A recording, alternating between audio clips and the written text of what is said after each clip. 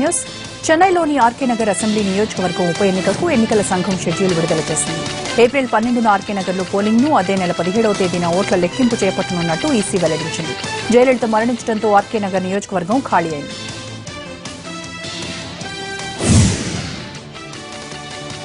RK నగర్లో గెలుపు ద్వారా అమ్మ అసలైన వారసత్వం తమదేనని నిరూపించుకోవాలని అటు అన్నాడీఎంకే, ఇటు దీపా జయకుమార్ ప్రయత్నిస్తున్నారు. శశికళ కంట్రోల్లో ఉన్న అన్నాడీఎంకే తమ అభ్యర్థిగా దినకరన్ను బరిలోకి దించడం ఖాయంగా కనిపిస్తోంది. ఆర్కే నగర్లో దినకరన్ను గెలిపించడం ద్వారా విమర్శలకు చెక్ పెట్టాలని శశికళ పట్టుదలగా ఉన్నట్టు సమాచారం. ఇక ఆర్కే నగర్లో పోటీ చేస్తానని జయ మేనకోడలు దీపా జయకుమార్ గతంలోనే ప్రకటించారు. ఇక ప్రధాన ప్రతిపక్షం డీఎంకే కూడా ఆర్కే నగర్ ఉప ఎన్నిక బరిలో నిలుస్తోంది.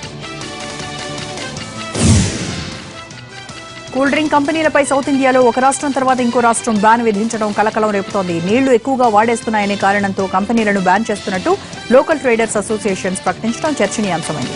మొదట తమిళనాడు, ఇప్పుడు కేరళలో అనధికారికంగా బ్యాన్ అంటున్నారు. తమిళనాడు స్ఫూర్తితో కేరళలో కూడా కోకోకోలా, పెప్సీలను మార్చి 14 నుంచి బ్యాన్ చేస్తున్నట్టు లోకల్ ట్రేడర్స్ ప్రకటించారు. తిరువనంతపురంలో సమావేశమైన వ్యాపారులు ఈ మేరకు నిర్ణయం తీసుకున్నారు.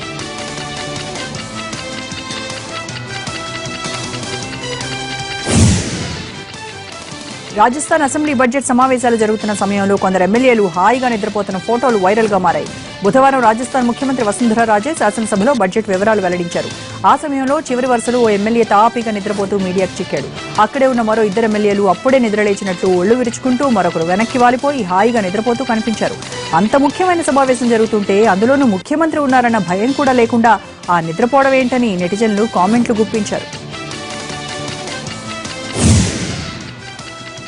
అంతర్జాతీయ మహిళా దినోత్సవం సందర్భంగా చేసిన ట్వీట్ పై దుమారం రేగడంతో రామ్ గోపాల్ వర్మ వెనక్కి తగ్గారు. తాను చేసిన ట్వీట్లకు నిజంగా మనస్తాపం చెందిన వారికి తాను క్షమాపణలు చెబుతున్నట్టు ట్వీట్ చేశారు. అదే సమయంలో ప్రచారం కోసం చట్టాన్ని చేతిలోకి తీసుకోవాలనుకునే వారికి మాత్రం కాదని పేర్కొన్నారు. అంతర్జాతీయ మహిళా దినోత్సవం సందర్భంగా ప్రపంచంలోని మహిళలంతా సనీలియోన్ కలిగించేంత సంతోషం అందివ్వాలని కోరుకుంటున్నా అని ట్వీట్ చేశారు.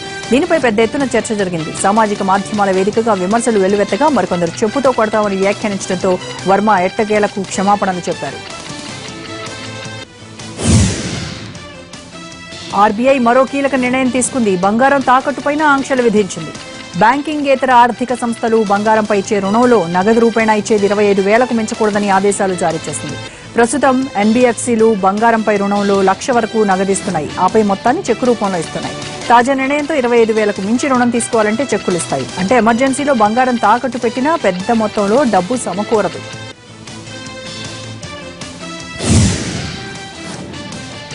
వరుసగా 4 రోజులు ధర తగ్గడంతో బంగారం రేటు 30,000 దిగువకు చేరింది. నిన్న 250 తగ్గడంతో 10 గ్రాముల పసిడి ధర 29,250కి చేరింది. అంతర్జాతీయ మార్కెట్లలో కొనుగోళ్లు తగ్గిపోవడంతో నగల వ్యాపారుల నుంచి డిమాండ్ పడిపోయిందని బులియన్ వర్గాలు పేర్కొన్నాయి. అటు వెండి కూడా బంగారం దారిలోనే పయనించింది. పారిశ్రామిక వర్గాలు, నాణేల తయారీదారుల నుంచి కొనుగోళ్లు లేకపోవడంతో 600 తగ్గి కేజీ ధర 42,000 దిగువకు చేరింది. తిరుమల శ్రీ వెంకటేశ్వర స్వామి వారి వార్షిక తెప్పోత్సవాలు వైభవంగా జరుగుతున్నాయి. ఇవాళ శ్రీదేవి, భూదేవి సమేతంగా తెప్పపై ఊరేగనున్నారు స్వామివారు. 2వ రోజైన నిన్న రుక్మిణీదేవి సమేతంగా శ్రీకృష్ణ స్వామి అవతారంలో పుష్కరిణిలో తెప్పపై ప్రదక్షిణంగా విహరించారు. 3 సార్లు స్వామివారు ప్రదక్షిణ చేస్తుండగా భక్త కోటి దర్శించుకుంది. వేలాది మంది యాత్రికులు హారతులు పట్టారు.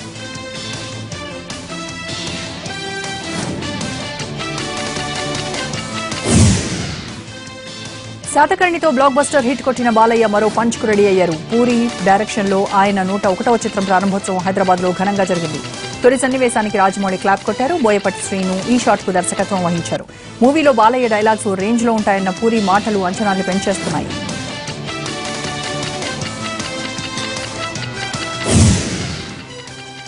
ఇది బులెటిన్ విశేషాలు. నెక్స్ట్ లైవ్ షో ప్రసారం. Stay tuned.